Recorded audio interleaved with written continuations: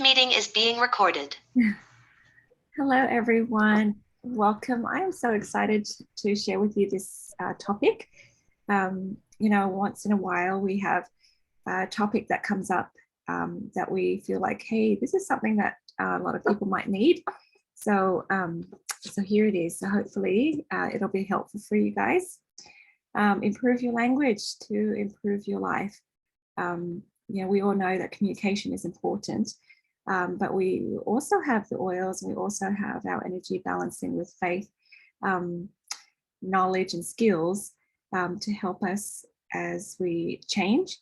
So, that's just a benefit for people in our community. So feel free to ask questions, guys, and share stories. And, I think share this with your friends so that we can create a more peaceful world. It's going to be fantastic. So the first thing we want to talk about is the objective. I always, at nearly every class or even conversations that I have with people, I just need to be clear on the objectives. So if we put it in another term, it's called intentions. Yeah. So make that a habit to be clear on what it is that you want to achieve up front. Okay. So I want to help inspire you to communicate with yourself and others better. So it starts with yourself, okay?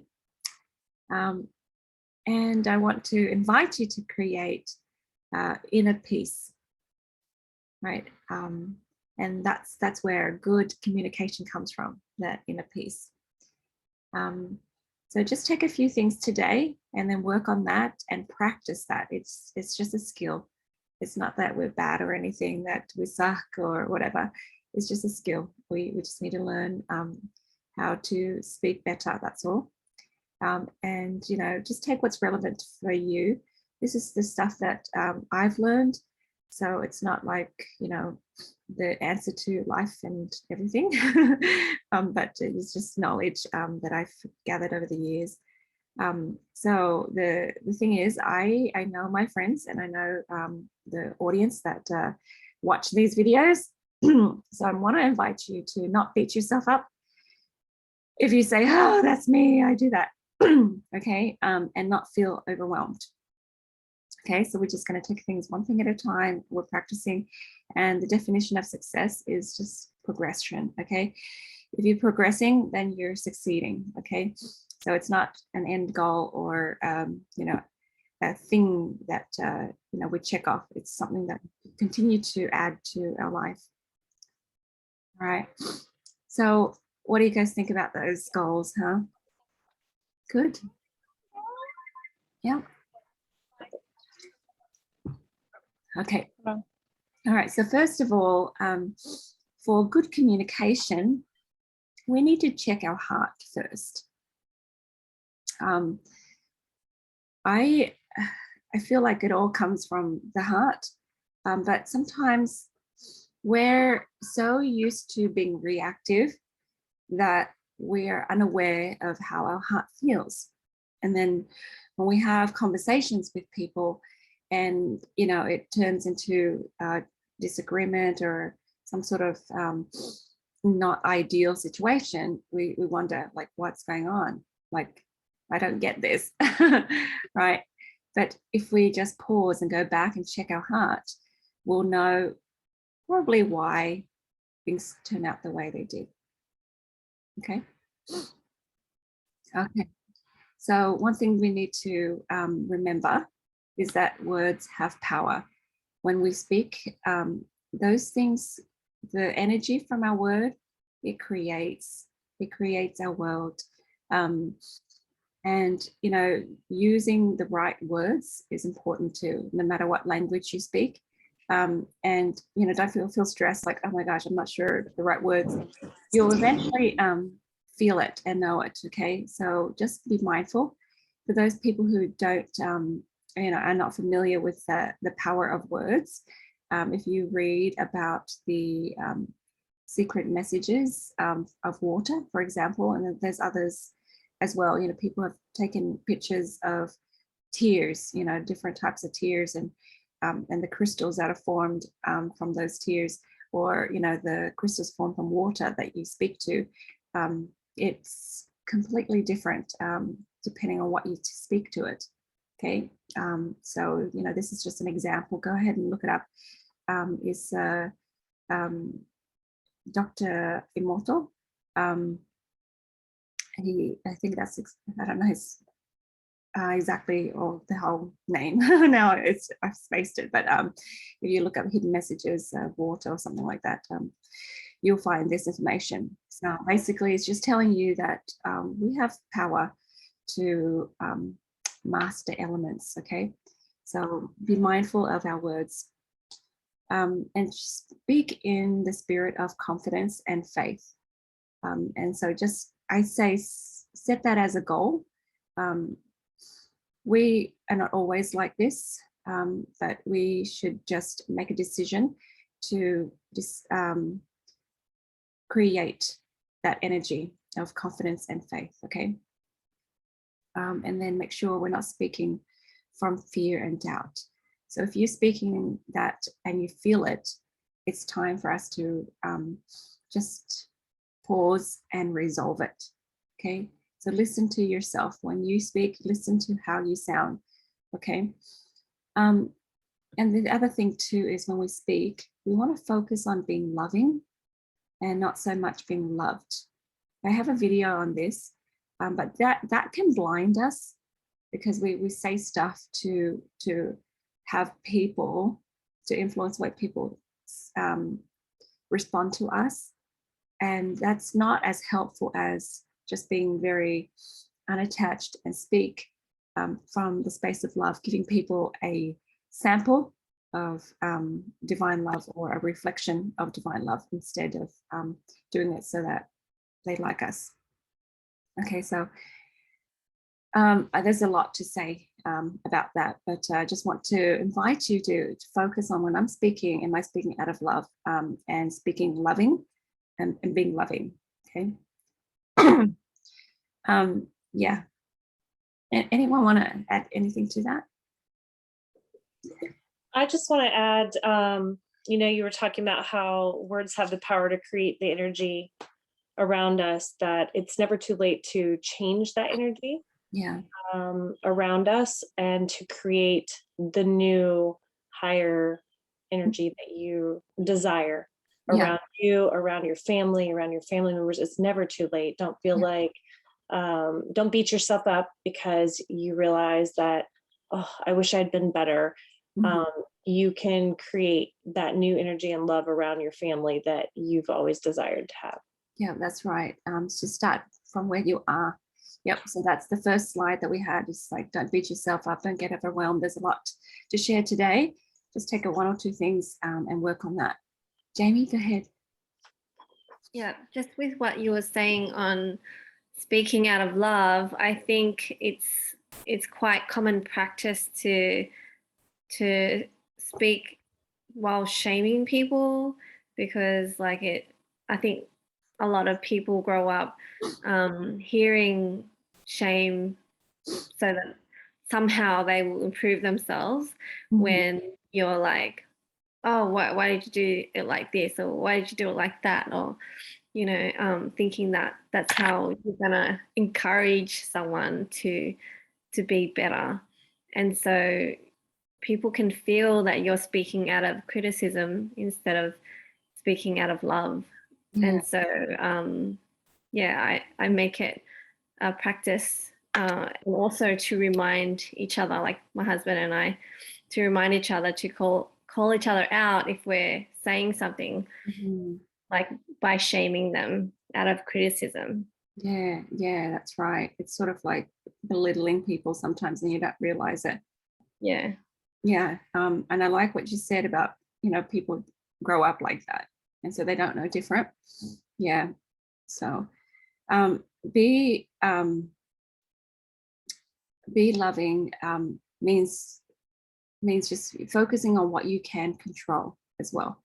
Okay, so you can't control how people react and respond. So choose how you want to speak. So this is sort of like very intentional. Like, you know, I think as I was growing up, I had a hard time speaking, and I thought to myself, you know what, I'm going to learn how to speak well, like as in I'm nervous speaking, and I didn't speak English well. So I just had to sit down and say, who am I and what do I want to create and be? So I decided I'm going to be civil and respectful, kind, honest, and I want to share love for all. And whether people are rude to you or not, it doesn't matter. I want to respond in civility and love. So, you know, like my husband was saying, you know, if you decide that you're like royalty, so pretend that you're the queen, right? You know, if people are rude, you don't have to be rude back, right? So just, you know, make a decision now of who you are and what you're like. Yeah. So, you know, sometimes we want to be good, but we just haven't intentionally chosen. So it's a choice. So yeah, I invite you to make that choice. So speak with clarity and a kind tone. So really, what we're going to talk about, I'll give you examples and things today. But you know, at the end of the day, it's this tone or the spirit behind what you say. Because sometimes you can, you know, speak with your best friend, whatever, and you know, you can use, you know, the words that are playful and fun, but it feels still loving, right? So it's about the tone as well. Okay, so that's why, you know, just listen and then look at the reactions of those around you. Okay, if they feel safe to be around you, if they feel safe to speak, if they're safe to share like deep stuff. I find that I feel so privileged sometimes when I just meet complete strangers and they pour out their hearts and souls to me, and I'm like, you don't even know me. How do you know that I'm gonna, you know, be safe? But I think it's just the energy that you've created, and they feel that right away. So anyways, I've seriously, you know, people that I've never met before, and we start talking stuff and they're like, I don't know why I feel like I can share this with you. And then they start crying and things. So anyways, if you're feeling any sort of negative feelings, just remember and tell yourself this rule, that it's you that needs to change. Okay, it's you. If you feel those feels, then something inside of you needs to change for you to change the feelings. Yeah. Okay. So it's a good rule because that's called accountability. So yeah, go ahead. I think that's one of the toughest things to have a reality check. And one of the toughest things to admit is that it's usually you. Like if you're feeling seriously overwhelmed or angry or you want to lash out at somebody, it's probably something within yourself that needs to change, not them. Yeah. So that is a tough thing to face and realize is that's so humbling, isn't it? It's the humbling is the perfect word. Yes, it's very humbling. Yeah, and you get better and better. So as soon as you feel something, it's like, oh, well, that's me. Because you know, they could say the same things to another person and it won't push their buttons and won't trigger. So the other thing we can do is be grateful. Be grateful that they have found a button for you to change. Yeah. So you know, as uncomfortable as it is, you're like, okay, feel it, and then sit in it for a minute and then figure it out. Yeah. So the other thing too is to create discernment filters. So I have been talking about these, the ability to discern for a long time. So you hear information, you learn stuff, but you need to move it down to your heart, and your heart will help you filter and discern. And I will share with you some of the filters that I have to help me, you know, improve the way I speak. Okay. So here we go. Discernment filters help you become more self-aware by listening to what you are saying inside and outside of you, right? Just kind of like being very, I guess, disciplined They're personal rules and they're self-discipline questions that you have. Okay. So here's one of them. Do I feel love for this person as I speak? So if you like texting someone back or something and you're like, this person is so annoying, like I don't want to get, reply, I just leave it. I leave it until I work it out, until, I'm like, okay, she doesn't like herself. She's rude to people in general. She doesn't mean to be rude, but that's how she speaks, right? So I'm like, okay, what is lovable about this person? Let's focus on her. Like her true desires is that she wants this and this and this, right? Like we had an issue with a lady recently, and she was just, something that would take 2 seconds, 5 seconds to help and do, right? But she dragged it on for 2 days. And I'm like, okay, a little bit annoying. And I just thought, no, I'm not going to touch the phone and reply until I feel love for this person. And I say to myself, okay, what is it that this person needs? Right? Because I can be an instrument in God's hands to give them what they need, because they're asking the universe to help them with this, right? So, and then I felt love for her, and I said, this person's truly trying, right? She's a good girl. She just doesn't know better. She probably grew up in a family where they're always yelling and shaming and whatever with each other. So she doesn't know different. She hasn't chosen to be kind and loving, and that's okay. But I just want to share with her what I needed to share with her, right? Just, hey, can you help with this, this, because this, and thank you, you're awesome, blah, blah, blah. And I have to really, truly mean it. So that's one of my rules. Feel the love, and then reply, then speak, then text, whatever. Otherwise, just don't. Okay, they can wait. Even if they text you, you can take the time to then reply. Yeah. Okay. Are they free to answer however they want, or be whoever they want to be now? That's another thing. When we're talking to our children, when we're talking to our friends, our husbands especially, do you feel like they can be free to say no? If you say, hey, can you please do this? Would you mind this? And then in my head, I have to tell myself, they're free to say no. And I will honor that. And when I believe that and I allow that, usually what I ask them to do, they usually do it happily, because they don't feel the hooks.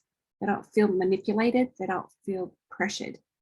And that's how we can do this, this doTERRA business for those people who are doing it. That's how we can do it well. Okay, because people feel that freedom, they're free. But it's in you first. You don't have to tell them you're free to say no. It's not any of that. You just ask your question, do your thing, but in your heart, you already have decided that they are safe to say no. Yeah, okay. So when you're like that, you set people free, and they will love you, and they will come to you, and they will respect you because you respect them and you respect yourself. Right, so here's another discernment filter. Is what I am saying inspired by divine love and divine directives? So there are times that, you might call it tough love. You might call it like, we've got to say things that are maybe honest, right? And honest doesn't have to be cruel, and honest doesn't have to be mean. So sometimes I call people out on things, and they just respond, majority of the time, people respond with so much gratitude. Okay, and so it's, darling, I just feel strongly that this might be the case. What do you think? Right? I think that perhaps this might be a false belief that you're carrying, calling people out, that you believe this and this about yourself. Do you think that's it? Right? And then, most of the time they're like, oh my gosh, you're right. Oh, thank you for pointing it out. It's just hard sometimes, because you're like, I hope she's not offended, but I'm going to say this. But But when you speak from that divine love and the divine directive, more likely than not, they're going to respond well. And they're not going to push back. And, you know, they have, you know, they don't need to fight for their agency, right? And they don't need to prove to you that they're good enough, because they already know you love them. And we're sitting on the same side of the fence or the table, facing the problem and fixing the problem together, right? So this is important with, you know, your conversation with your kids and your spouses, especially. Okay. Yeah. Speak when you're not angry. That's right. Yeah. So it's like, okay, babes, let's look at the issue here. And it's like you and me together with the issue. It's not pointing fingers or anything.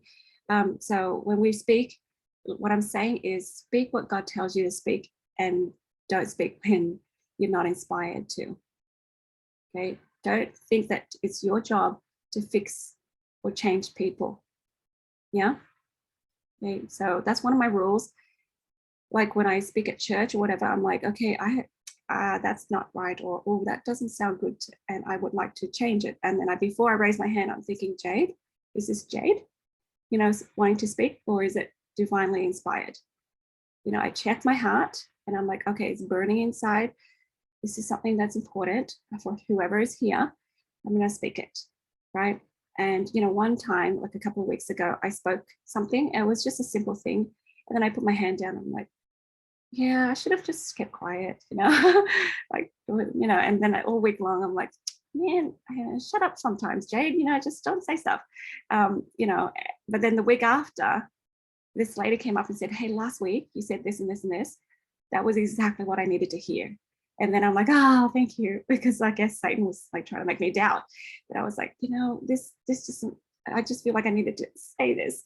And I know, like, I should give people like a chance to talk. I'm always talking. So no, that was something that was a directive, you know, and I just needed to be obedient to that. Okay. And let the chips fall where they may. All right. So the other question is, am I speaking in limitations? Right. And when I hear myself say, well, I can't because, right, I'm like, no. Delete that, cancel that. Let's say it again. Right. Let me work that out. I'll try to figure this one out, and not I can't because, right? You know, it's so liberating when you just switch it around and you think, oh, how long, you know, how much is that going to cost? Okay, well, let's see. Does it feel like I need to do this? Yes, it does. Then, all right, somehow we'll figure that one out. Okay, you know, faith promoting, yay. So just listen to yourself, and we'll give more examples of speaking in limitations here. Yeah. Okay. The other filter that I have before I speak and stuff is, do you know what you really want? And what are my expectations? Sometimes it's like, come on, guys, let's do this. And really, what is it that I really want behind that? Right. And so if I'm clear on what I really want, then I'm able to communicate it. Okay. So here's an example. Come on, guys, let's clean the house. It's, you know, do your chores. Let's go. All right. So what do I really want? Do I really want a clean house? Actually, no. You know, I want to feel peace. I really want to feel peace. And like when things are messy and not orderly, it doesn't provide that peace. Okay. So I help my kids understand, hey guys, why do you think we need to clean house? This is them when they were little. And they're like, you know, to make you happy, mom. You know, I'm like, no, not really. Right. I like it when it's clean because I feel the Spirit of God. I feel peace in our home. There's no argument. Things are just joyful. And I said, do you feel that feeling? Right. And then like, yeah. And we walk around, we're like, oh, clean house, look at this. And then they're like, yay, feel good. Do you feel good? That's what I really wanted. Okay. So like my friend recently, she was like, oh, I just want the kids to help out and my husband help out. No one helps out. I'm always doing the dishes. I'm always doing everything around the house. Even if I come home and, you know, I've had a long day, everything is still a mess and nobody bothers to help out. And so she's like, la, la, la, la, la, la. And I said, well, did you tell your family what you want? She's like, Jade, I tell them all the time. Now I've become a nag, right? And I'm like, okay. So do you know exactly what you expect? She's like, they know, I tell them. And I said, okay, so you say you want the house clean, you want help. What kind of help? So let me ask you, do you want no dishes in the sink? Ever, ever, ever, ever, right? So if they eat, they need to wash the dishes, put it away. And she's like, no, I'm not that strict.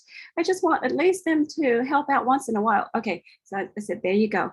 You need to have a meeting with yourself and really clarify what the word clean means, and help means, and support means. What does it really mean?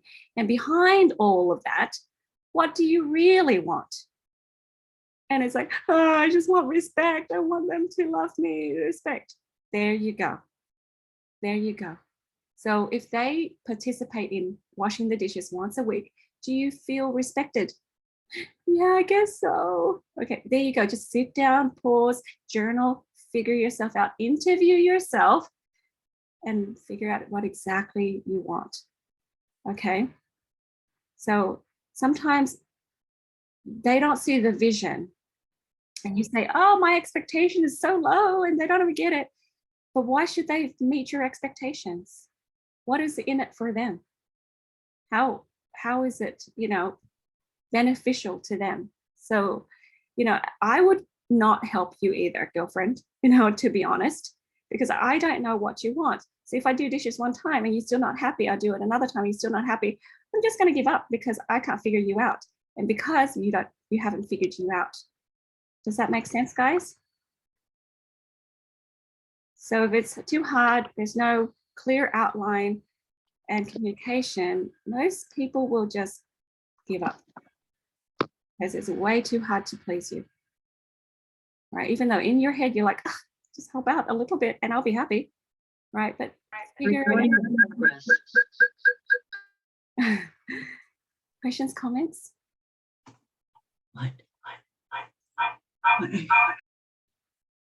Good. All right. So the other thing too that's super important is honoring free will. Okay. I'll go ahead, Jamie. Yeah, I was just going to say, I think it's really important to negotiate what everyone's tasks are. Then it's very clear and you don't have to argue about things. Yeah, it's the buy-in. It's the buy-in. I think I did so much negotiating when, you know, Steven and I got married and moved out together because we didn't know what we expected of each other in terms of like what we're doing with our living arrangements. And yeah, even the kids know what they're supposed to be doing. Yeah, beautiful. And then, you know, we up level and then we have to regroup and we up level again, we have to regroup. So, you know, as the kids grow up, you know, they're into different things and we have different curricular activities and people come and go. Yeah, but it's a good practice to come together, regroup. How's everyone doing? Is anybody needing, you know, to share anything, speak about anything? And we'll talk about that too today, okay? So honoring free will is like super important. Go ahead, Sierra. Oh wait, Sierra, unmute. There we go. Okay. I know you're just about to touch on this answer, but you also have to know that even after you've set expectations and you've communicated why you feel like it's necessary for you for certain things to happen within your home, they still have a free will and they still have the ability to say, I don't want to do that. Mm-hmm. Yeah. And unless you make it a requirement for them to do that, to be able to stay in your home, then you have to accept that that's their free will and that they don't have to do that. So sometimes that can be very frustrating, especially with an adult child who you're still allowing to live in your home, and you know, I've gone through this, you know, with an adult child, and then have had the opportunity with Jade to like really focus on myself and reevaluate, well, why is this so important to me? And why is this necessary for me? And then realize all those realizations of what it actually is, and then communicate and make sure that's clear between both sides, not just my side, but her side as well. And then her to still say, well, I don't care, because on my side, I'm allowed to say no. So it's very frustrating. There's some more things here, and hopefully that'll clear things up for you. One thing, if it's a shared space like your home, I take a different view. If they don't have ownership in the home, and it's your home and your house and your rule, then you'll most likely have a lot of pushback, okay? Because there's no ownership. It is their home. If they feel like it's their home as well, right? Then there's a lot more ownership.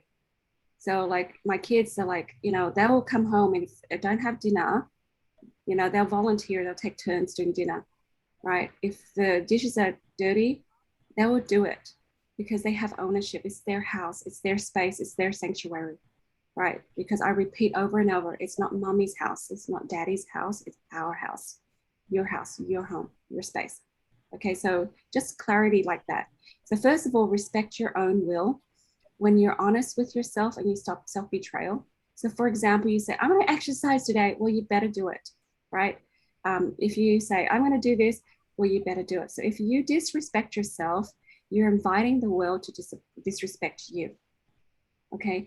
So, you know, don't be mad when people don't take you seriously because you haven't taken yourself seriously. Okay, so that's one rule that we just need to remember, because that's just a universal rule there, all right? So allow others the freedom to choose either way. But seriously, when you imagine your child saying no, are you happy? Are you just fine? Or are you going, ram, I'm still irritated? If you're ram and still irritated, then you haven't allowed themselves, you haven't allowed others to freely say no. You have to be honest with yourself there. You really haven't. Okay, you haven't let go, you haven't unattached. So in your heart, when, you know, if they say no, you're like, okay, yeah, I still love you, I'm still good. And your love is unconditional still, then you've done it. Don't just think that you've done it.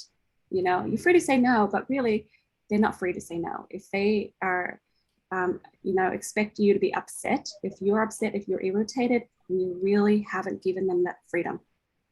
Okay, so you will actually know, because you will speak without attachment or manipulation. Okay, you will know that people are safe, and that when people are safe, they share with you their deep and dark secrets, and they pour out their soul to you. And that's how you know that they're safe with you. Yeah, so you have that deep connection. So when people rather not speak to you, not hang out with you, that's a sign, okay? That's a sign that maybe you're not as safe as you think you might be. All right, so speak respectfully, just and ask respectfully. At church, my daughter came to me and she's like, oh, I feel so sorry for my friend's mom, my friend, because of her mom. And she says, the words she uses is polite, but there's an underlining tone that she says it irks her. It really irks the daughter, and it irks her friends around her too. Hey, honey, let's do this. Da, da, da, da, let's go. You know, like there's something about it. It's like, okay, you're using the right words, but there's that tone and that spirit. It's so uncomfortable. So how you know that you're safe is because you have peace and you have respect for yourself already. You don't need them to respect you. Okay, that's how you know you've mastered it, right? You carry the peace already. All right, so that always goes back to us, right? Use permission-based questions. All right, so this is something that we have to learn, and I think like my mom did more of this for me than with my sister. Unfortunately, I don't know why, but I think it could be that I've learned to respect me, right? And little sissy, she's a pleaser, right? And so, you know, then we get into this battle, and I have to tell my mum, "You're going to speak like this, mum. If you want her to do stuff, you want to speak like this, right?" And then she's like, "Oh, okay, I didn't realize that I speak like that." Right? But it's both of us, all right? So instead of, okay, "I want you to," we say, "Would you like to?" Okay, "Would you like to?" And in your head, in your heart, you're like, absolutely love that person still if they say no. Okay, "You need to," and here is, "Do you mind if we?" And I speak like that with all my children ever since they were little. And, you know, my husband, you know, really helped me emphasize that. And anytime I speak in a way that removes their will, my husband reminds me again, right? And it's just practice, you guys. Don't be mad at yourself because you're like, "Oh, I've always said you have to, and I need you to, I want you to." And now it's like switcheroo, right? "Would you like to? Do you mind if we?" But when you're loving and you're unattached, I'm telling you, most people are very, I guess, accommodating. They just do it. You know, it's been like exciting for me because as a school teacher, I can, you know, help the kids do stuff, get the kids to do stuff. And my friend was like, "That is amazing how you got these naughty kids in line eating out of your hands." Right. And I'm like, yeah, I just kind of figured out that when they feel like they own their power fully and you give them a chance and to choose, they're always going to try and choose the right. Right. And it's beautiful that way. All right.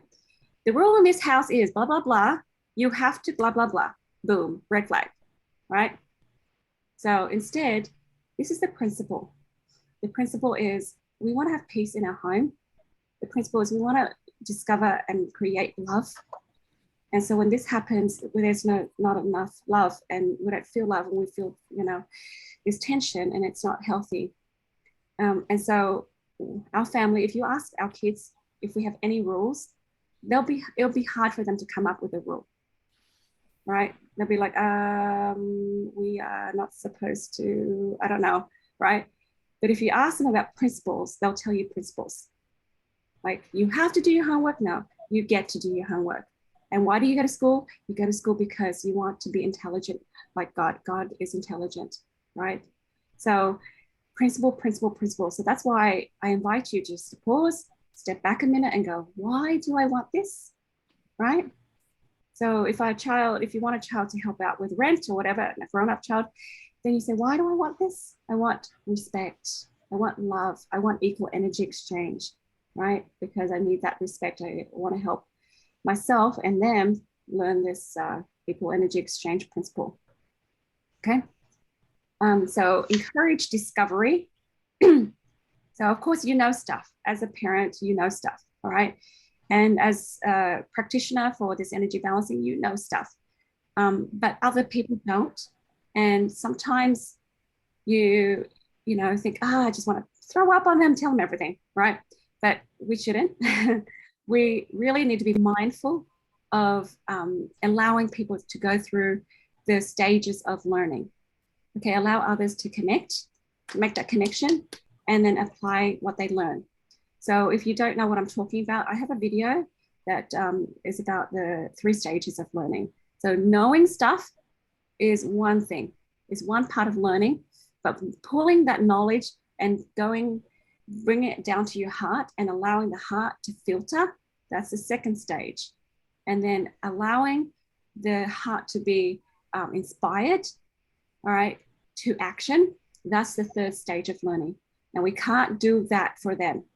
All we can participate in is the stage 1, to give them that information. And then they need to move that information to their heart and to their hands. So head, heart, hands, right? And that's why it irks me when I hear parents say, well, he knows better. I told him, I told her, she knows better. And I said, sure they do. They know, but they haven't had the freedom to move that information to the heart and to the hands. They haven't been given the time and the freedom. And I'll give you an example. So when my daughter had an argument with her sisters just a couple of years ago, she came to my room and mom, she's bad, you know. And I'm like, I hear you, but this is your responsibility. Can you like, you know, figure this one out with her? And she's like, no, I don't want to talk to her, blah, blah, blah. And I said, look, oh, you are not in a good space right now to reason with. Why don't you go upstairs and then have a chat with my father?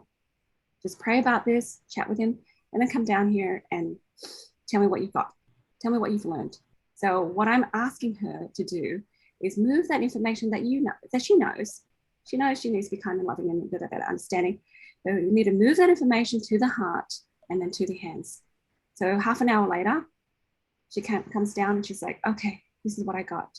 I was prideful and I was this way and I was this way. I need to change that. And I said, okay, how are you going to, you know, apply that? And he's just like, well, I'm just going to go say sorry to her. I'm going to tell her what I thought. I'm like, good. Application. You see, we can't do it the second and third stage for them. They need to do it for themselves. What we can influence is just the first stage, the knowledge, right? Hope that makes sense. You can watch the video more and learn more about it. Encourage people to use their intellect and creativity and believe that people can figure it out. So this is the big thing. This is really big. When parents don't believe in themselves, they don't believe in their children.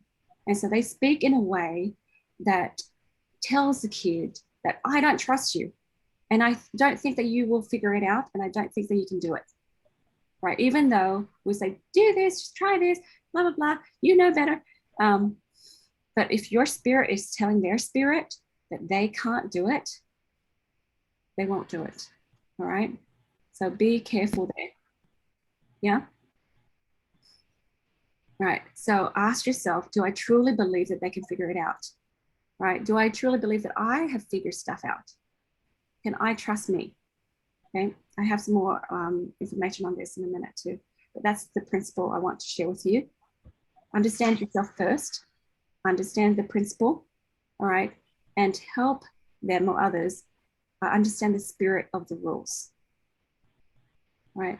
If there are any rules that you have at home, you know, help them understand the spirit of it or the principle. So for example, I tell my kids, even at restaurants or in local places, if we're going out, try to go in twos. And it's not a hard, fast rule, but I said, no, you know, try to go with your sister. If she's going to go to the bathroom, just, you know, go in twos. And, you know, I explained the principle.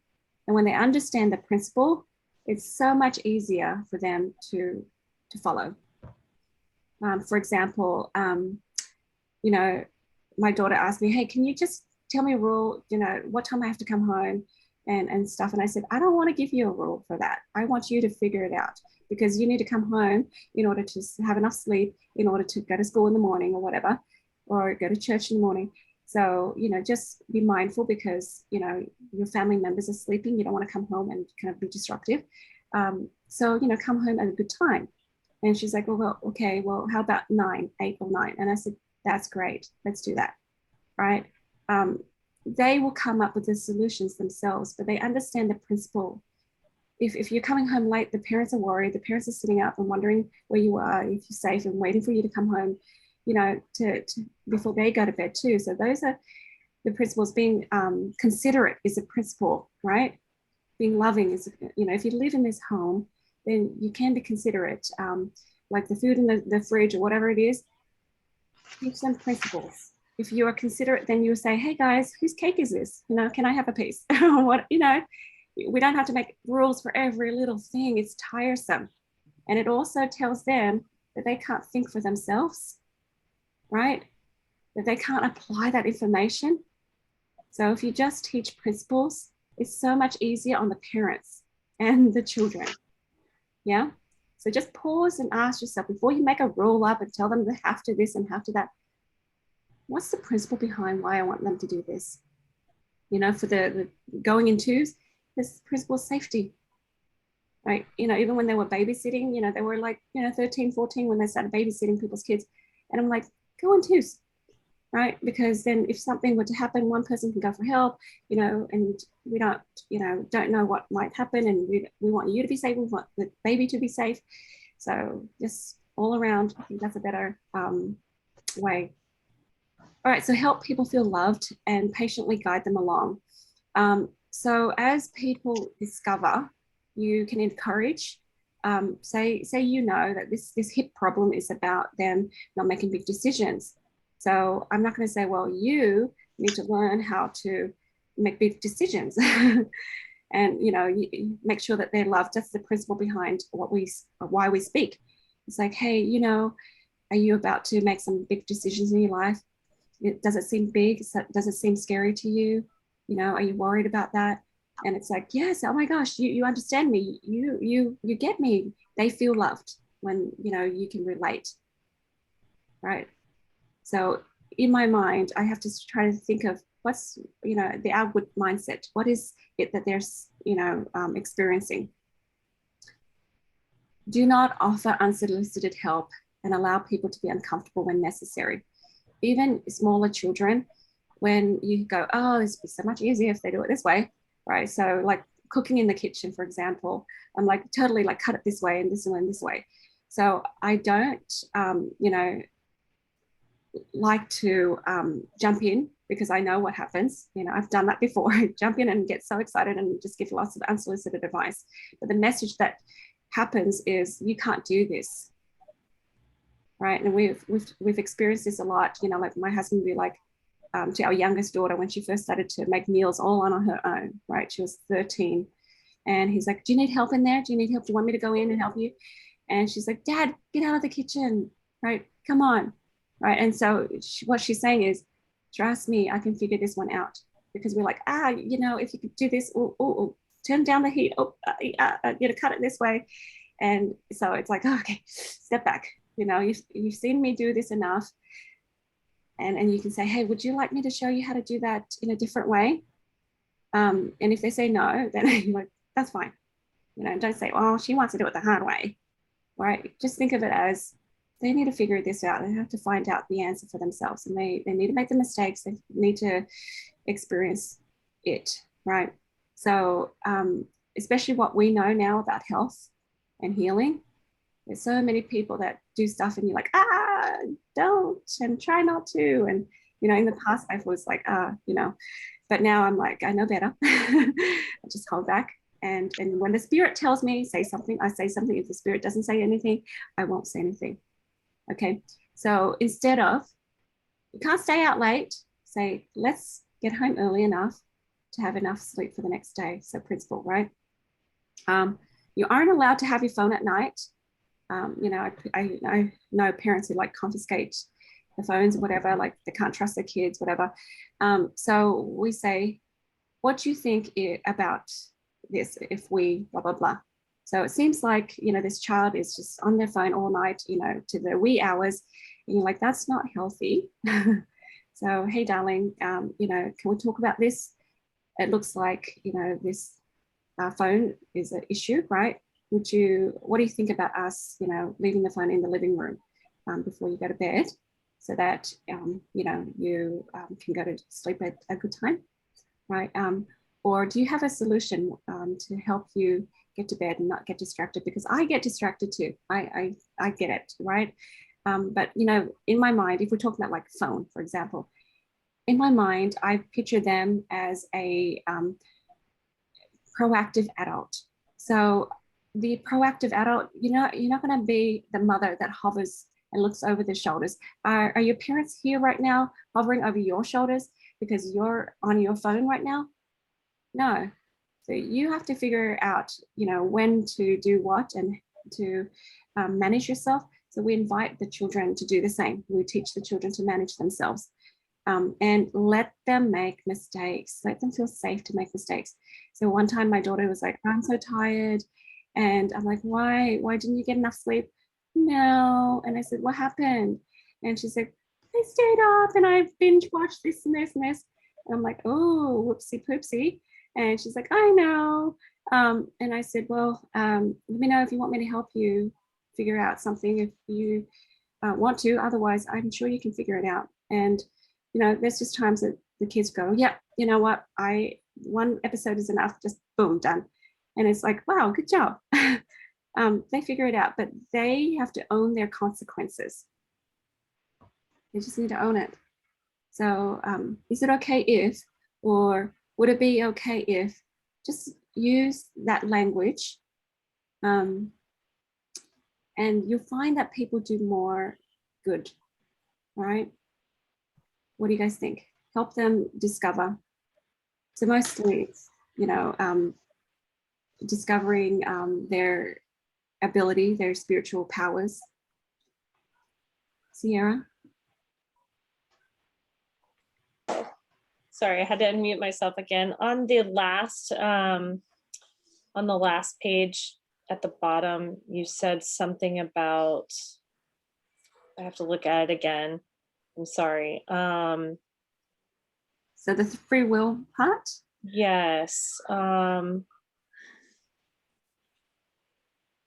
I have it on the screen if you like. I put it back on the screen. Principle. Here is the principle. I thought I took a picture of it, but I guess I didn't.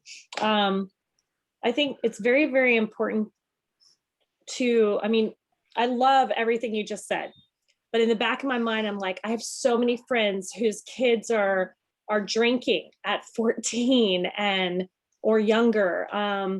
They're doing drugs in high school. They're getting pregnant in high school. Like, I know so many people because they've been given what I would have in the past called too much free agency.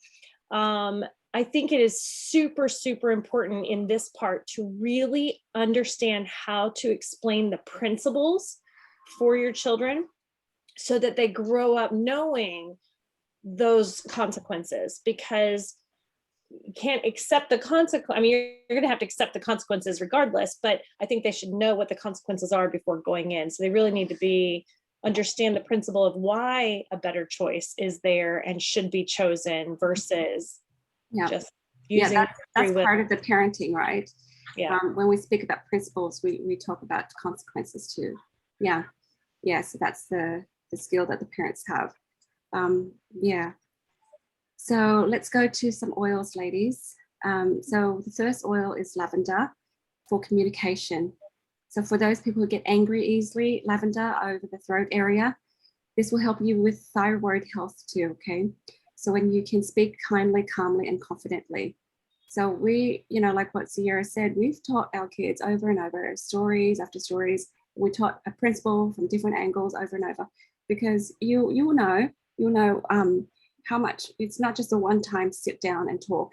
We talk over and over again. So like the getting pregnant and stuff, we sit down and we've like had years and years of this conversation with our kids, hours and hours. So we're like, what makes a person get to that point, right? And what happened to this person? And so they discuss it. We let them discover it. Well, she dated too soon, and she wasn't group dating, she was exclusive dating too soon. Yeah, okay, so what would make people want to exclusively date at this age? And then it's like, oh, well, they just need some love, they need some attention, and what would put someone in a situation where, they're going to have sex? And, it's because if this, and, and it goes back to my children saying, Mom, it's because they don't have self-love, they don't have self-respect, and they need somebody to validate them. And good. So it all goes trickle back to the little things at the beginning. But we don't sit there and go, this is what it is, this is all the. We like, let them discover. All right, let them discover. Like, what happened here? What happened here? Why do you think that led to this and this and this? So it just kind of, and sometimes they just didn't have the love and the respect, and they didn't understand. But then pretend that did happen. What next? They could take it from there and then still go to God, feel the love, resolve things, and be at peace, whatever. So it's sort of like, yes, I get the big picture now, right? So when we speak, speak kindly and confidently. So how you speak to yourself is how you speak to others, right? If you're very harsh and critical of yourself, that's how you're going to speak to others, right? So be kinder to yourself, be encouraging of yourself. criticism has never worked to create love and confidence, right? So the idea behind criticism is you just want yourself to improve. You want to self-correct, then self-correct. Say self, yeah, note to self, don't do that anymore. Okay, got it, right? Instead of you suck, you're the worst, right? That doesn't help. So with Lavender, it teaches you not to expect rejection, right? When you speak to, your spouse, you're like, I gotta say something and I know he's not gonna like it. Well, you've created a situation already before you even started, all right? Or your friend, whatever it is. So be kind and loving, get the principle, understand, talk with confidence, and then you get your way. I told my daughter that when I was little, when I go out, I approach my parents confidently. Mum, Dad, I've got this party I want to go to. It's at this place. It's with these people. This is when I'm going to go. This is when I'm going to come home, right? And this is what we're going to be doing there. Are you good with that? Right? And they're like, yes, right? Because I've covered the bases, right? And I kind of recognize what it is that they need to know, right? And then you speak confidently. You come to them going, well, I'm going to go out, okay, on Saturday. And then it's like, okay, who are you talking to? Where are you going? What are you doing? Right? You're already expecting, right? That the power struggle, right? I've got a lot more slides, so I'm just going to skip forward a little bit here. Be unattached to outcomes. So this lavender oil, that's the calm. That's the calm. So in your mind, if you imagine them saying no, will you still be calm? Right? Do you feel unseen and unheard? Because if you don't love and respect yourself and you don't hear yourself and allow yourself to allow you to accept yourself, then you'll realize that people will approach you in that way. Okay, you will be unseen and unheard too. Okay. So those moms are like, oh, I just want to be last and I put myself last and sacrifice me. All right, you're creating unseen and unheard. So, then don't be surprised when you're unseen and unheard. What you say, people don't listen, okay?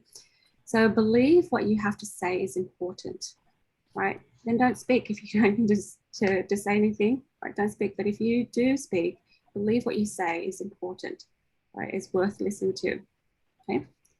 So another oil is spearmint, right? So you can put spearmint over your throat or take it internally. I would like to take spearmint and peppermint and stuff internally because it helps cleanse your gut. When your gut is cleaner, you're organizing your thoughts, okay?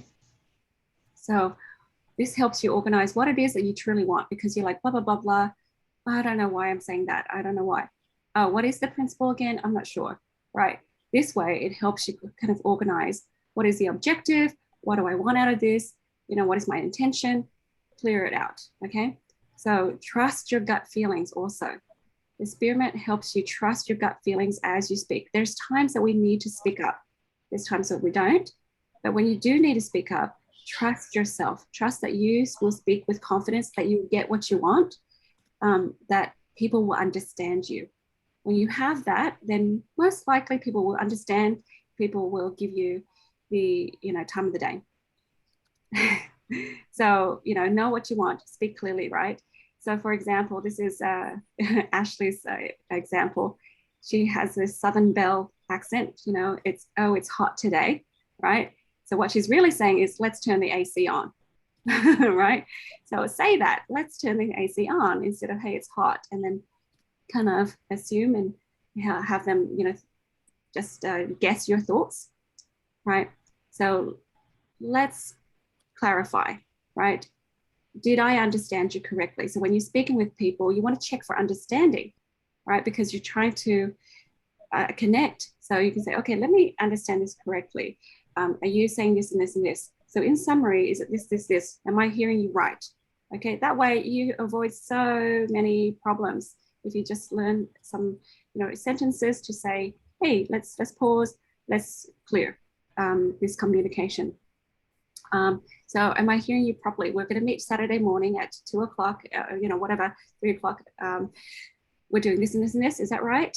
You know, just learn to speak like that. Just check for understanding, right? When you expect drama, you're going to get it. But if you speak confidently, and you know, you're not going to get that. Things will go so much smoother. All right. If you need more time to process, this is me. This is one of the big things I learned is one moment. Let me think about that. Okay. So if somebody asks you a question, you're like, okay, one moment, let me think about it. Take as much time as you need. I felt like I needed to please people, and I felt like they needed to have the answer right away. So I'm like, yeah, sure, okay. You know, do you want to do this? Yeah, sure, go. Yeah, let's go. But now I'm like, hang on, let me think about it for a moment, and I'll get back to you. Okay. So, you know, these are just basics, sentence structures that we just need to go, hey, I'm going to put that into my repertoire, and I practice saying those words. Okay, I have to sit down and write it out for myself, right? As I journal, I'm like, okay, I said yes, but I really meant no, and I didn't know that I meant no. Oh man, you know, what do I do differently next time? So I'm like, okay, I'm going to say this, and I just had to write down the actual words. Jamie, go ahead. I liked Ashley's example about the AC because my kids tend to do that with me. They would say something and then I'd stand there and, you know, they kind of expect me to do something. And so I'm just like, was that a statement or did you have a question for me? Yeah, that's so good. Yeah. So you help them understand the difference between statements and questions. Yeah, because I'm like, if you want something, you need to ask me directly. Yeah. You don't tell me a statement and expect me to read your mind or understand what exactly that you want from me. Yeah, yeah. And what that teaches your children is you need to find solutions. You know, throw the responsibility for solutions on mum. You know, I have this lady go, oh, I can't meet this week, blah, blah, blah, blah, reason why. And I'm like, okay. But, you know, I'm thinking, why didn't she say, you know, here's a solution. Can we meet next week, blah, blah, blah, right? And it's just a skill. It's a skill that we just need to adopt. So, you know, if you know what you want, then here on out when you're speaking to people, you're going to say, okay, how about this? How about this? Because you're not throw a problem onto people and just wait for them to reply, right? And then give you the solution. So that's very unempowering. Okay, so rose oil, you can apply it over your heart, right? And, you know, above all, speak with a spirit of love. So even if some things are difficult, you can speak with love, right? So you can create more love with this. And love connects each other, it connects our hearts. And, you know, that's the reason why we speak, to connect. So my husband likes the word live and let live. So, you know, when people do this stuff that they do, you know, there's so much, sometimes there's just all these people that, you know, get into a tizzy, and he's like, just let them be, you know, live and let live, right? So that's something that we need to realize, that God's got this, guys. You know, these people will figure stuff out. If you're inspired to jump in and do something about this, do.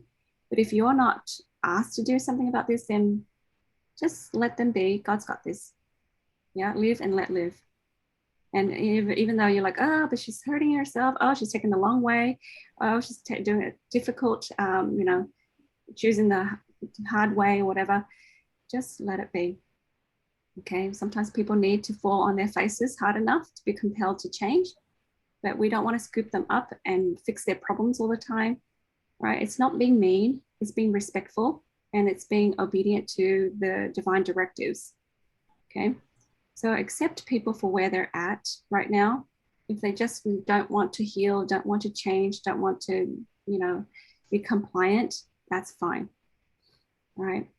So just let them be. They need to sit in that space, okay, for whatever reason. So apply rose to your heart, okay.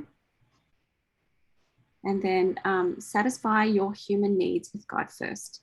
So your fundamental human needs. I have a video on that. So when you do that, you don't need to hold people responsible to love you. Yeah. And you're okay to like challenge them and allow them to go through discomforts, because it's not about you. One of my friends friend, a family member. I was talking to her recently, and I said to her, why do you take it all on? Just delegate. She's like, oh, my church calling is just to help people with meals. Delegate. Well, I don't know if I can do that because people have kids and then they have, busy lives and blah, blah, blah. And I said, okay, why do you feel like if you assign them, or because if you feel inspired to call them up and assign them, hey, can you do a meal for so-and-so because she just had a baby, right? Why do you feel uncomfortable? And she's like, I don't know. And I said, you're uncomfortable with them being uncomfortable, right? She's like, oh, yes, that's right. And I said, okay, why? If they're uncomfortable, then what?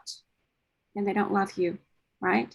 Then they think poorly of you. And she's like, yeah.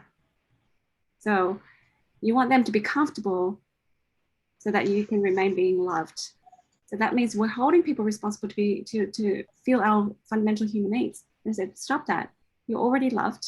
If God says, call Sister Smith and have her do the meal. And Sister Smith has 2 babies and blah, blah, blah, blah, blah, blah, blah. Sister Smith will have an opportunity to connect with God and figure it out with him. And even though she's going through discomforts, it's a growing pain. It's a, learning curve for her. Let it be. Who are we to deny her of these blessings? Got it? Okay, so geranium over your heart. Okay, trust your heart and develop more security. So when you are secure in yourself, you won't be speaking in insecurity. Okay, and that means you're not going to hold people responsible for your happiness. And you're not going to manipulate unnecessarily. You won't know that you're manipulating actually. You just will, they will feel that drain, but trust others because you trust yourself. This is so big, right? Know yourself well. And this is difficult for people who are pleasers, who've lived their life for other people to love them, to please, make sure that there's so much peace around you, right? So you need to know yourself well enough to say, no, I don't like doing that. Or yes, that's my thing. Or that's my fave and that's not my fave, right? Just know yourself enough to say, be able to say yes and no freely without worrying about what they think. Yeah. So that takes time. Love and forgive yourself. So one thing that I discovered as I do energy balancing, even this morning with a session here, it was just like so many parts of us in the past that messed up. And when we haven't forgiven ourselves of that, we tend to not freely be ourselves now. So if you need to resolve something from the past, go back there and resolve it, because when you look back and when you have gratitude for that child within, that 21-year-old, that 18-year-old, that 19-year-old, whatever it is, however she messed up, right? If you just look back now and love her and feel peace and feel gratitude for what she's taught you, then you've resolved it. But if you look back and you cringe and you're like, so embarrassing, I hate that, right? Then you still need to resolve something there, okay? Because otherwise that girl will keep coming up, that 5-year-old, the 10-year-old, whatever, will keep coming up. And that would show its head as insecurity, yeah? So make sure you don't punish yourself for mistakes, because the natural consequences is punishment enough, right? It is punishment enough, right? If you mess up and you do something wrong, the natural consequence is enough, right? Don't add to it. Don't beat yourself up. Don't rub it in, right? Okay, peace, apply it over your heart and focus on understanding, peace, and unity. So sometimes it's more important that we have this love and connection and peace and unity than for you to be right. Because sometimes I see, with my kids when they figure stuff out and they do stuff and I'm like, oh, I wouldn't do that myself. But I think, no, you know what, they'll figure it out. They'll need to experience this. So I'm like, step back, zip it, let them figure it out. Right? With people too, you're like, oh, she's hurting herself. She's gone back to the docs and she's getting all these drugs and she's doing this again when she's already had this fantastic experience, right? And just like, no, that's okay. Just be understanding. I see where she's at now, and focus on the unity. Listen to yourself and see if there's an underlying lack of ease. So when you speak, if there's an underlying lack of ease. Sometimes when I re-listen to myself in videos and stuff, I'm like, there's something there I have to figure out. Or if you have a loving friend or spouse, they can help point that out too. Like we said earlier, sometimes people, that's all they know is criticism and argument in their speech. And when they're like really nasty and sharp and pointy and, prickly, you don't have to be prickly back to them, because that's how they see the world, and that's what they've taught the world to be. So I've met a few people like that. And, when I love them back, they don't know what to do. They don't know what to do if you don't argue back and you're kind. They just don't know what to do, right? So it sort of like wakes them up and helps them see that the world is not nasty, right? When people are unaware of them reacting, they react back, and then that's how they see the world. They think the world is always like that. Okay, but if you show them different, hopefully it'll promote peace. Okay, so do not villainize people. Villainizing is a form of judgment, right? Because, they're like this, they're like this. So if you have exes, if you have people in the past that hurt you, if you have haters and stuff, try not to villainize them. Recognize where they're at. They don't know better, right? Because when you start to villainize people, you're telling yourself that you're a victim still. Victims need villains, right? And that's, for me, I learned that it's just a form of judging, okay? So the other thing is simplify your life.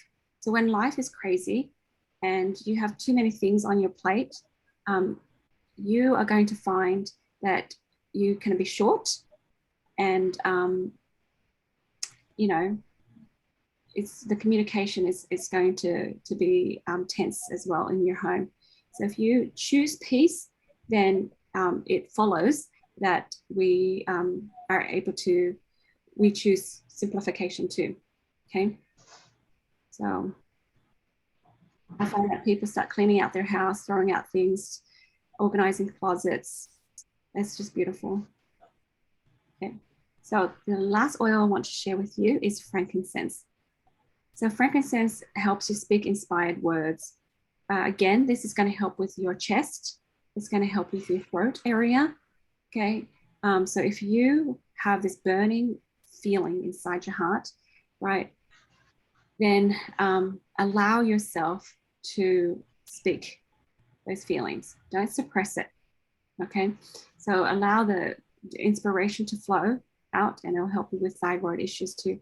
So speak inspired words. So when you need to say something to someone, allow yourself to say it. And when you say it kindly and lovingly, just know that you have a very high likelihood of them receiving it well.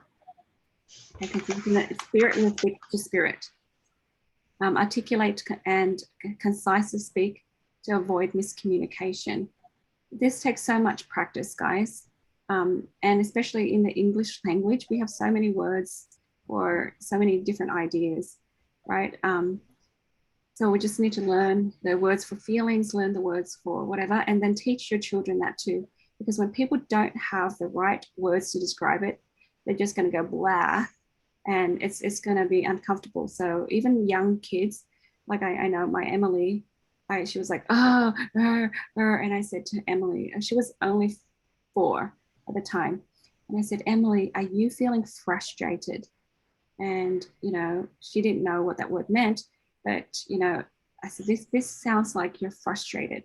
And so she learned that word, and very quickly after that, one day she was wanting me to do something, and then I was like, no, you need to wait for a minute because I have to finish this first. And she's like, you're frustrating me, Mom. I'm like, good job, you used the word right. But it's like, just teach them the right words for their feelings. Okay, so if you have grandbabies and stuff, go ahead and teach them these beautiful words, and slowly and surely their spirit will recognize what they're really feeling. Okay, because it's like, I'm just angry. Well, anger hides fear. Is there a fear behind this anger that you need to explore. Okay, and then so we teach that way, and then the children they will learn those skills, have the wisdom to not have to be right all the time. Okay, so there's times when even though that you might be right, just kind of let it be, and just let things flow. There's a time to be right, and there's a time not to. It doesn't have to be all the time. Have this spirit, be spiritually mature by being pulled by the love of God, not being pushed by shame and fear. Okay, so you're doing this because you love others, you love God. All right, you're not doing it because you're fearing and shaming. And when you do this, you will apply it to your children. Okay, you won't shame and make them scared, right? So like our family, we for example, drugs and whatever, we know it's not good, right?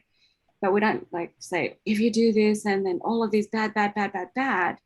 We say, if you keep your body clean, you're able to have mental clarity, and you're able to choose better and attract the right people in your life, and life will be happier. Right? So just share with them the positive. So here, this is the wisdom part. Instead of going to a restaurant and saying, what's the least amount of calories so I don't get fat? Right? Which do I choose? So instead you say, what do I choose? I choose the salmon meal because it's delicious and healthy. So you're not scaring yourself, saying, if I eat this, I'm going to get fat.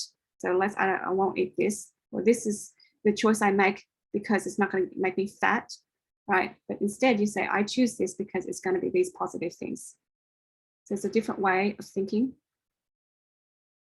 Yeah. So just watch and be mindful of that. Sis, the first sentence sounds like something Stephen would say, and the second one would be what I would say. Yeah. Mm-hmm. So Ben and I, we went through a lot of these arguments or disagreements, I guess, until we discovered that we have these communication roles. So I want to share this with you because sometimes, like you're frustrated or whatever, and like for me, I'm like, oh, I'm overwhelmed, I'm frustrated, and then it comes over and he's like, well, what about this? Well, what about this? And that's not what I wanted. I didn't want solutions. I just wanted somebody to listen. And I'm like, go away. No. And he's like, what? I was just trying to help. Right. And vice versa. Right. Sometimes, he's like, I'm trying to figure this one out. And I'm like, well, try this. Or sometimes I don't say anything. And it's sort of like, I just want encouragement. I want you to tell me stuff. And I'm like, I don't know. Right. Sometimes I give you advice and you get mad, and sometimes I don't and you get mad. So which one is it? And so we're like, wait a minute. There's roles that we want each other to play that we really need to clarify.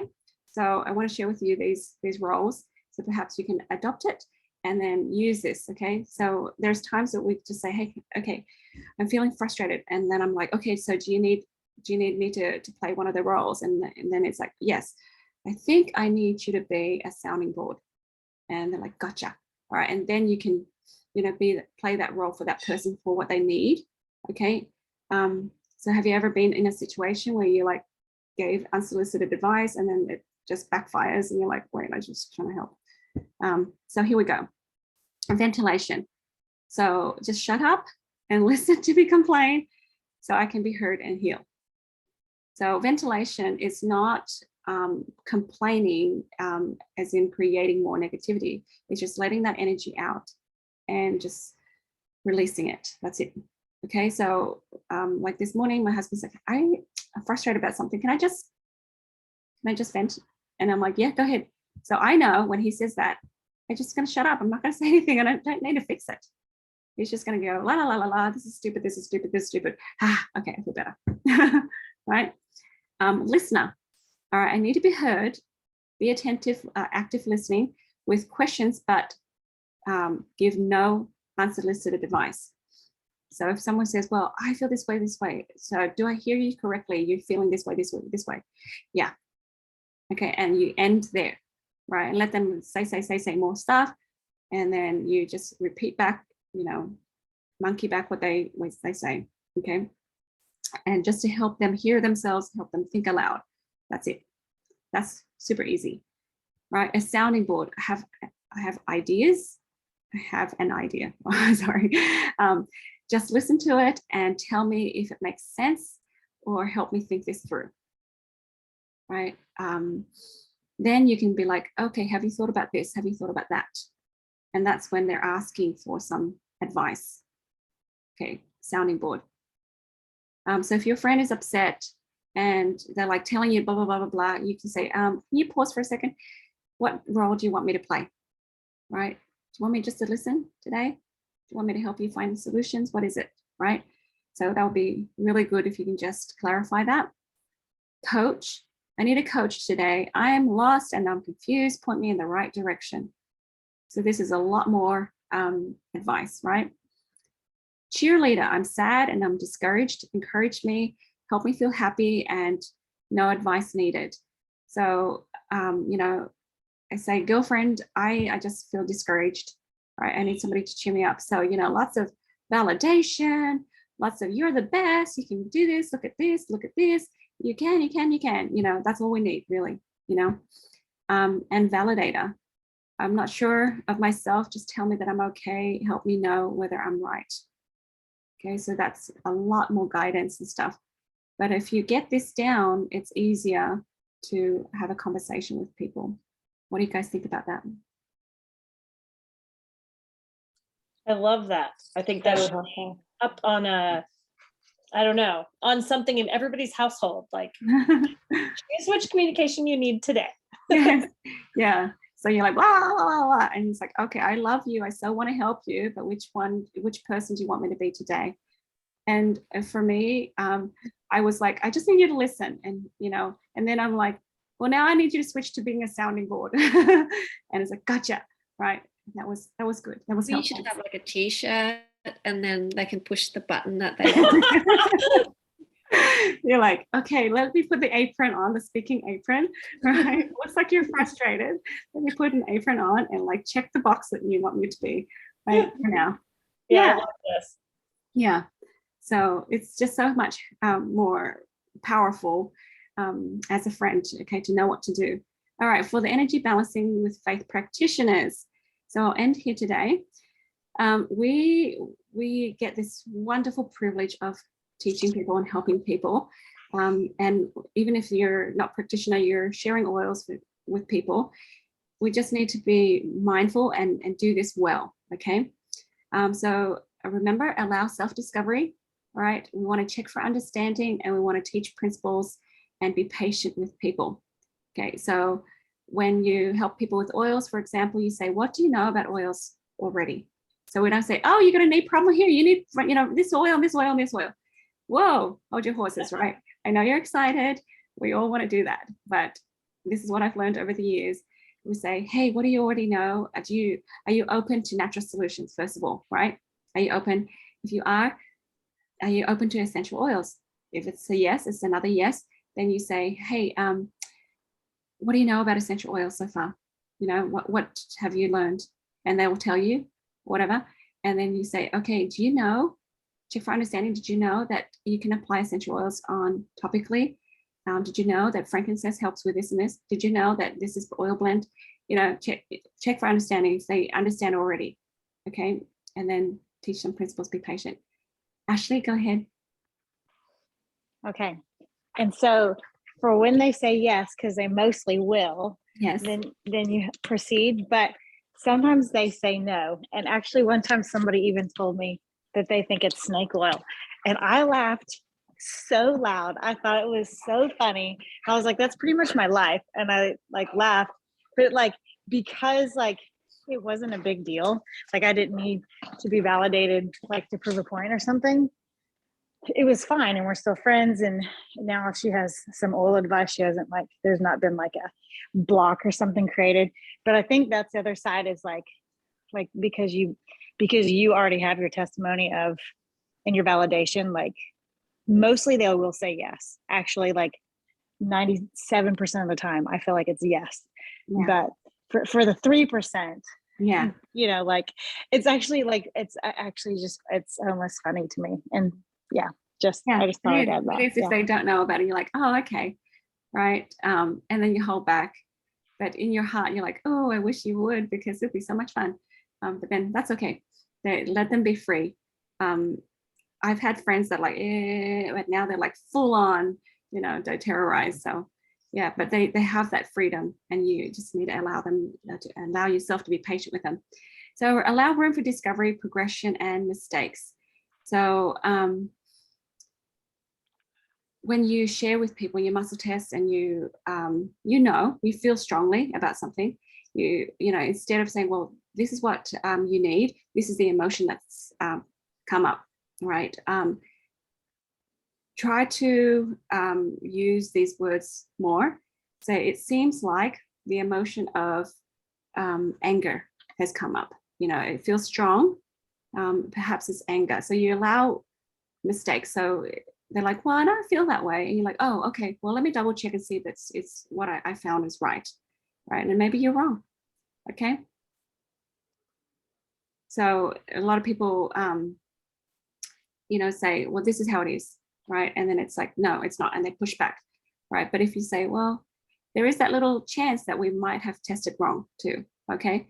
So we say, oh, let me double check and find out, because you're just showing them that you're a discovery. And you say, well, will you check as well? Will you check as well? Will you muscle test as well? See if we got the same things. Right. Then it's more of a discovery for us, and not you being the person that's like the guru to fix them. You're not the healer. You're like, let's just look at this problem together. Right, you have ankle problems or whatever. Let's just look at it together and let's solve it. I'm testing the emotion of guilt. So did you feel guilty about something? Right. I test strong for this. Right. And if they're like, no, that's not me. You're like, oh, okay, yeah. Right. You don't have to Sometimes say yes. How it is. Yeah, go ahead. Sometimes I'll say it's probably, it could not be yours. Like it could be like generational. You know what I mean? Because you know what I mean? Because sometimes like you're like, I don't feel that, and you're like, oh, well, it's probably generational. Because honestly, maybe it is. Yeah. So say it's probably generational. Do you feel like it might be generational? Do you see it in your mom, or you see it in your dad? Right. Ask lots of questions, because it tells them that they're important, that what they have to say is important. You're not being the special one that knows all these secrets. Read their minds. Yeah. Speak for yourself and let others freely choose. So I say, I believe that. So use that word a lot, the wording a lot when you do this, because then they have the freedom to adopt what you believe or not. Sometimes we say, well, the mind and the body is connected, right? And that's fine. But why don't we say, I believe that the mind and the body is connected? Yeah. And like they will be like, no, I don't know. That has nothing to do with that. I don't see how that's connected. And you're like, okay, but I believe that it is connected. Not being argumentative, but you just speaking for yourself.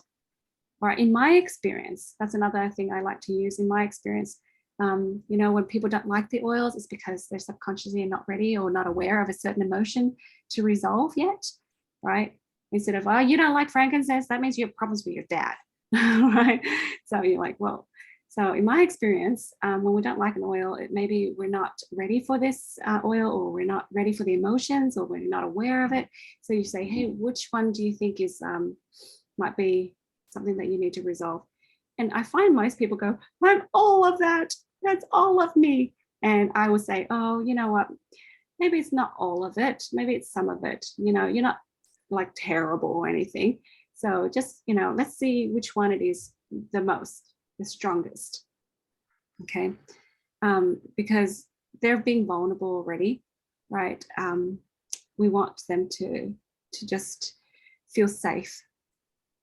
So you can say, I invite you to as well. I invite you to journal about this, take your time, figure out what it is that is behind these feelings.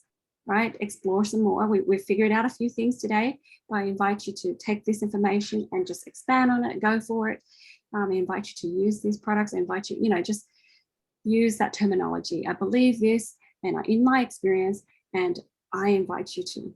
Okay, so then they'll have more freedom, and then allow people to be responsible for themselves. That's another thing that a lot of people struggle with, because, you know, sometimes they'll come to you and they're like, fix me. I've got issues, fix me, right? And, you know, what oils do I need? Tell me. And then they treat you like the practitioner. Tell me exactly how to use it, exactly. And I don't want to put myself in that situation, because I want them to be empowered to use their power to use the oils to help themselves. So I say, it's up to you, but I think it'd be great for you to take the Lifeline Vitality every day. People have found that taking the Terrazyme can help with this, right? Just speak in that way to put the ownership on them.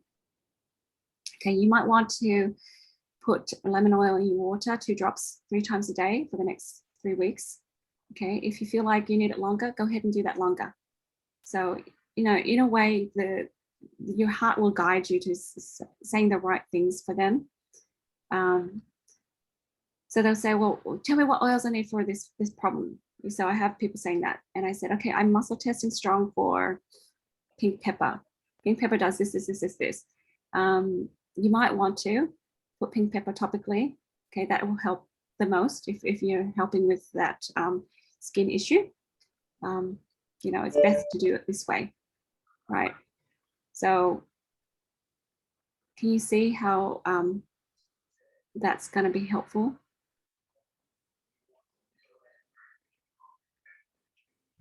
Any other suggestions?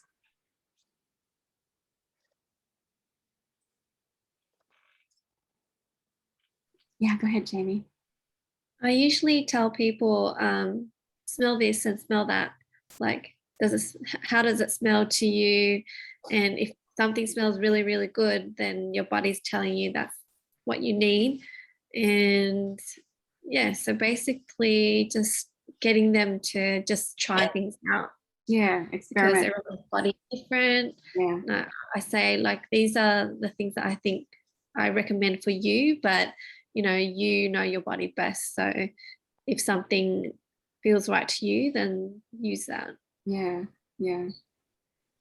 It feels right. What feels right? So you're teaching them to be intuitive, as everybody can be. Yeah.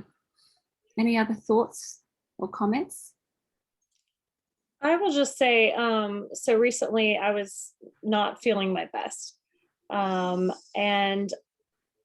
when I wasn't feeling my best, I didn't feel like, it was really weird. As it came on, I felt very in tune with my body and what was happening before it even started happening. I knew 2 days before, I knew I was going to be sick. And but then during it, I just felt awful. So I had one day of just awfulness, and I really turned to prayer and Heavenly Father to like help me decide what I needed to do. So my biggest thing that I just wanted to add to this is just also remember to go to prayer and you know, put your faith in Heavenly Father and the Spirit to guide you. So then I was guided, you know, obviously I knew this, but I wasn't thinking straight, you know, I wasn't clear. And I was like, I need to ITOV test myself, but I was so weak. I didn't even want to get out of bed. So I asked one of my daughters, can you please bring me my ITOV scanner? And would you mind getting me oils with whatever comes up? And then I muscle tested for something else. And I just, you have to have faith in the Spirit that the Spirit will be there to guide you when you're not able or clear-minded to do it yourself. So. Yeah, that's right. Yeah. Thank you so much for that. Anyone else want to share?